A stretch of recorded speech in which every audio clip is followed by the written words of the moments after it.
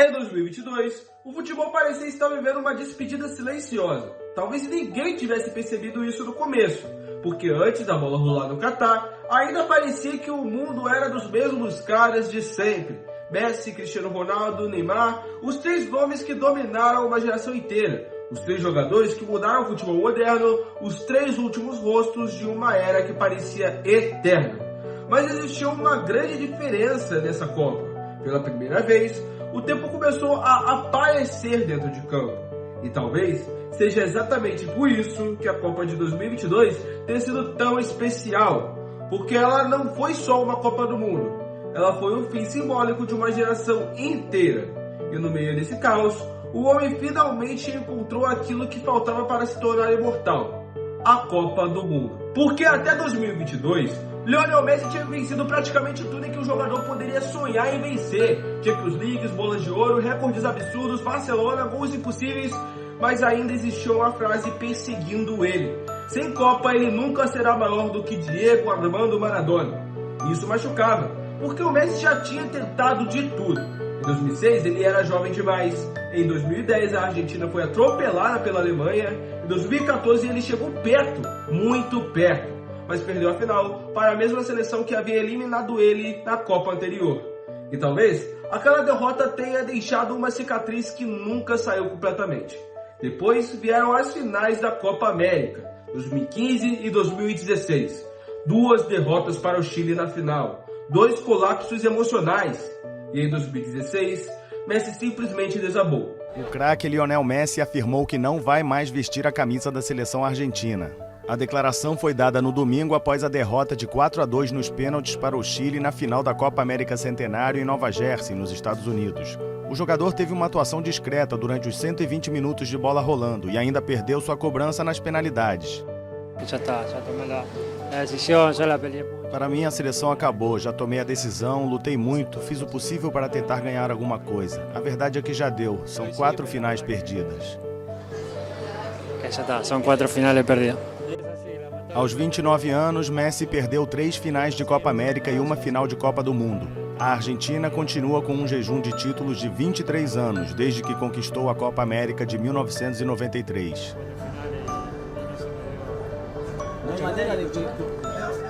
Ele anunciou a aposentadoria da seleção argentina. Naquele momento, parecia impossível imaginar um final feliz. Parecia que a seleção argentina tinha se tornado um peso nas costas dele, porque no Barcelona, Messi parecia um deus, mas na Argentina, ele parecia condenado. E isso começou a mudar lentamente quando Lionel Scaloni assumiu a seleção. O curioso é que quase ninguém confiava nele. Scaloni não chegou como estrela, não chegou como um gênio tático, não chegou como um técnico revolucionário. Ele chegou quase como uma aposta improvisada. E talvez, exatamente por isso, a Argentina tenha começado a funcionar. Porque pela primeira vez em muitos anos, a seleção argentina deixou de ser o time do Messi e virou um time disposto a morrer pelo Messi. A Copa América de 2021 mudou tudo. A vitória contra o Brasil no Maracanã, o gol do Di Maria, Messi chorando no gramado, aquilo parecia tirar toneladas das costas dele. E pela primeira vez em muitos anos, o mundo começou a olhar para a seleção da Argentina de outra forma. Não mais como uma seleção amaldiçoada, mas como uma seleção perigosa. Enquanto isso, o Brasil chegava em 2022 com a maior expectativa desde 2006. E isso é curioso, porque diferente de 2014, o Brasil parecia realmente pronto. Tite tinha conseguido reconstruir a seleção depois do trauma do 7-1. As eliminatórias sul-americanas foram extremamente fortes. O Brasil perdeu apenas um jogo em todo o ciclo.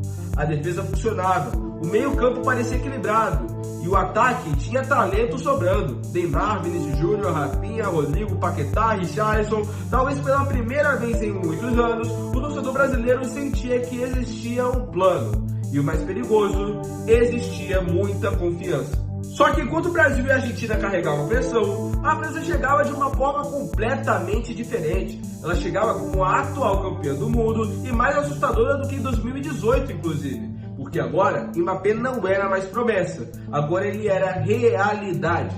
E isso assusta quando a gente realmente para pensar, porque tudo começou muito cedo. Em 2017, Mbappé ainda era praticamente um adolescente, mas aquele Mônaco de Leonardo Jardim já mostrava algo diferente. O Mônaco foi campeão francês quebrando a hegemonia poderosa do PSG, chegou até as semifinais da Champions League e no meio de tantos talentos surgindo naquela época, um garoto roubou o mundo. Velocidade absurda, frieza, personalidade e principalmente medo nenhum. Mbappé parecia jogar futebol como se estivesse no quintal de casa. A estreia dele pela França aconteceu ainda em 2017 e poucos meses depois ele já estava indo para uma Copa do Mundo. Isso é absurdo, porque normalmente grandes craques precisam de tempo, mas Mbappé parecia acelerar o próprio destino. Em 2018 ele explodiu, em 2022 ele chegava como um dos rostos do futebol mundial. Da hipergeração que estava se findando, acabamos de falar do super gênio brasileiro e talvez um dos últimos. O extraterrestre, que parecia ser um cara onipresente dentro de campo, e óbvio que temos que falar da besta enjaulada. Cristiano Ronaldo chegava talvez na Copa mais estranha da carreira, porque diferente de Messi, Cristiano parecia estar em guerra contra o próprio tempo. O retorno ao Manchester United tinha começado com uma festa, mas terminou em caos, brigas, críticas, banco, entrevistas polêmicas e pela primeira vez o mundo começou a olhar para Cristiano não como uma máquina imparável, mas como um jogador envelhecido. E isso pesava muito naquela Copa, porque talvez pela primeira vez Messi parecia subir e muito distante do próprio Cristiano Ronaldo, que descia. Só que antes de tudo isso explodir, a Copa começou. E começou da forma mais inacreditável possível. Argentina contra a Arábia Saudita. Messi faz gol de pênalti, a Argentina controla o jogo, enfim, tudo parecia extremamente normal. Só que do nada, o futebol virou completamente. A Arábia Saudita empatou, depois virou e a Argentina perdeu por um placar insano de 2-1. O mundo entrou em choque, porque naquele momento parecia que toda a história estava pronta para acontecer de novo. Messi eliminado cedo, fracasso, pressão, fim melancólico nas manchetes. Só que aquela derrota fez algo estranho com a Argentina. Ela uniu o elenco. Contra o México, a tensão era absurda, porque se a Argentina perdesse, estava praticamente eliminada. E foi ali que Messi começou a assumir a Copa. Gol absurdo, de fora da área, explosão, alívio. Depois veio a Polônia, vitória por 2-0, classificação. E aos poucos, a Argentina começou a crescer emocionalmente. Nas oitavas, veio a Austrália. Messi faz mais uma vez gol. Controle argentino. Ele demora, pensa, Messi, manda, fechada! Suta, tira. Rebote do Papo Gomes. Já devolve a Messi. Ele bota no chão. Acha na entrada da grande área. McAllister voltou na frente, chegou pro Messi! Gol! Mas no fim, quase acontece o desastre. A Austrália perde uma chance inacreditável nos minutos finais. E talvez aquele lance tenha sido importante, porque parecia o aviso. A Argentina podia até ganhar, mas nunca sem o sofrimento. Das quartas de final veio a Holanda, e talvez esse tenha sido um dos jogos mais tensos da Copa. A Argentina até abre 2-0, Messi joga demais, dá assistência, controla o jogo. Só que no final a Holanda empata, 2-2. O estádio vira um caos emocional, provocações, discussões, tensão absurda e nos pênaltis a Argentina consegue sobreviver mais uma vez. Lautaro pra bola e o gol! A Argentina está na semifinal da Copa do Mundo do Catar! O grito de um povo que é apaixonado por futebol. Um povo que demonstra todo o seu amor por esta seleção e terá a oportunidade de torcer pela Argentina contra a Croácia na semifinal da Copa do Mundo. E quando uma seleção sobrevive assim, ela começa a acreditar que nasceu para ser campeã. Enquanto isso, o Brasil avançava. E talvez o jogo contra a Coreia do Sul tenha enganado muita gente mesmo, porque o Brasil atropelou 4-1. Futebol bonito, dança, alegria, parecia o Brasil dos sonhos. Só que o futebol de Copa do Mundo muda rápido, muito rápido. Das quartas veio a Croácia. Um jogo extremamente tenso, difícil, travado. A Croácia parecia controlar emocionalmente o caos. E isso era perigoso. O Brasil criava chances, mas parecia ansioso.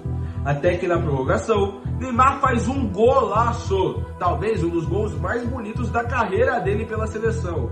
Paquetá pediu. Neymar segura. Deixando o Rodrigo. Recebeu de volta. Neymar na frente. Tabelinha. Neymar. Cara a cara. Neymar. Limpou. Vai fazer.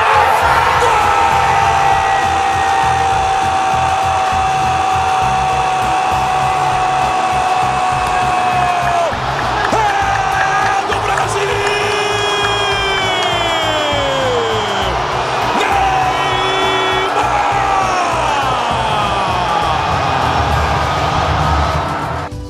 Dribla o goleiro, explode. O Brasil parecia classificado. Faltavam pouquíssimos minutos.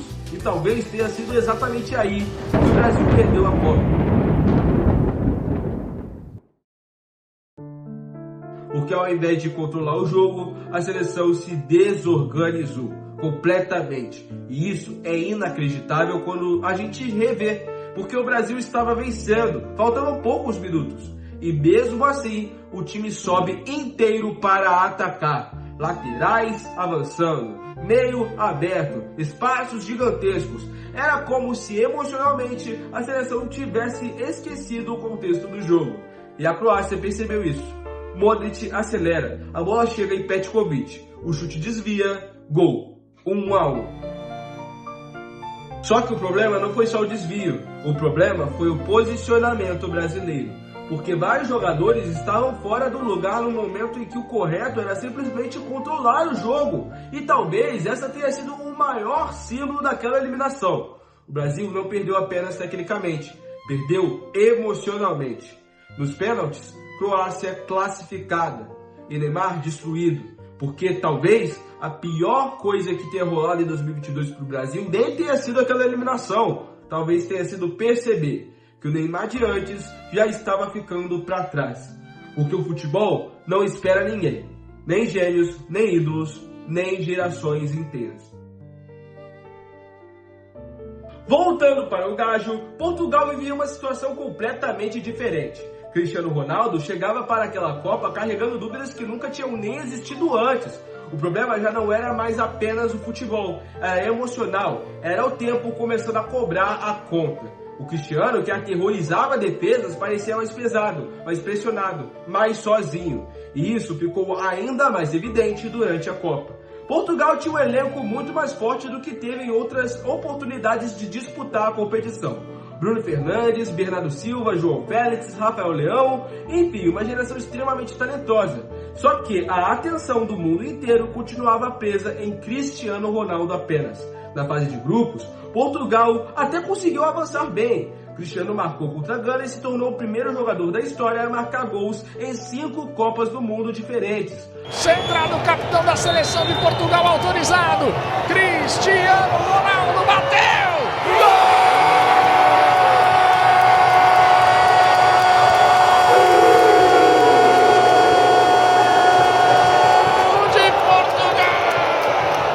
Só que mesmo naquele momento histórico, parecia existir uma tensão estranha no ar, porque o futebol português começava a girar menos ao redor dele, e isso explodiu de vez nas oitavas. Fernando Santos decide colocar Cristiano no banco contra a Suíça, e o mundo entra em choque. E então, Gonçalo Ramos faz simplesmente um hat-trick. Portugal goleia por 6-1. E pela primeira vez, a imprensa portuguesa começou a fazer uma pergunta quase proibida. Portugal joga melhor sem Cristiano? Nas quartas de final veio o Marrocos, e talvez aquela tenha sido uma das histórias mais inacreditáveis da Copa inteira. Marrocos já tinha eliminado a Espanha, já tinha virado símbolo mundial, e jogava com uma entrega absurda. Cristiano entra durante a partida tentando mudar tudo, tentando salvar Portugal pela última vez. Só que o gol de Enes Leri muda completamente o jogo. Portugal entra em desespero, Bruno Fernandes tenta resolver sozinho, Pepe perde uma chance gigantesca no final, e Cristiano parecia emocionalmente isolado dentro de campo. Quando o juiz apita, Portugal está eliminado. E então vem a imagem que marcou aquela Copa para sempre. Cristiano Ronaldo chorando sozinho no túnel, sem olhar para ninguém, sem reação, como se soubesse que aquela tenha sido a última chance real de vencer uma Copa do Mundo. Enquanto Messi caminhava em direção à eternidade, Cristiano parecia assistir o próprio ciclo acabar. E agora, voltando para o Tartaruga Ninja, a França continuava avançando e Mbappé parecia imparável. Contra a Polônia, 2 gols absurdos, velocidade, finalização, frieza. Era como se o futebol tivesse encontrado o próximo protagonista da era pós-Messi e Cristiano. Sozinho o Mbappé para matar, dominou, Mbappé bateu, golaço! Gol!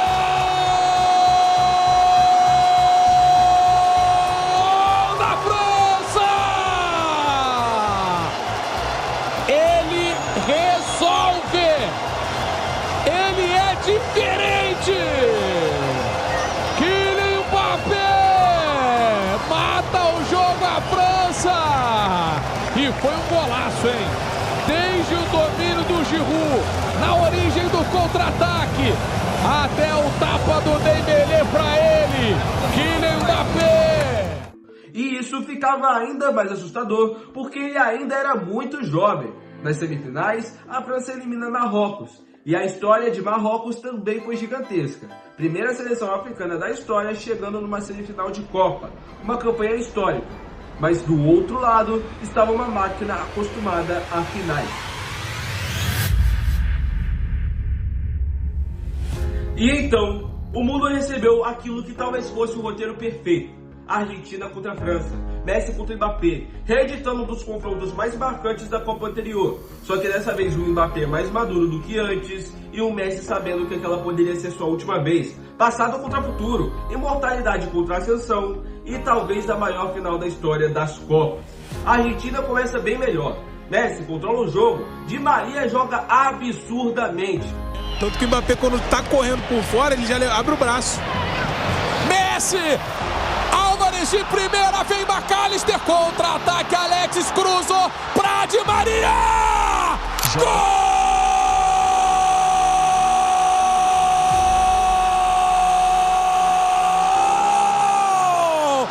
Da Argentina! A França parece perdida, 2-0. E sinceramente, pra mim, aí já parecia acabado. Só que Mbappé existe. E craques assim mudam jogos em questão de segundos. Pênalti e gol.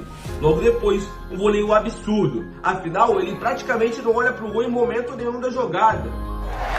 Em Coman. Caminhou. Pro Mbappé de cabeça, ele toca no meio de Holanda. Devolveu o Mbappé. Golaço! Que isso? Gol! Thuram! Mbappé!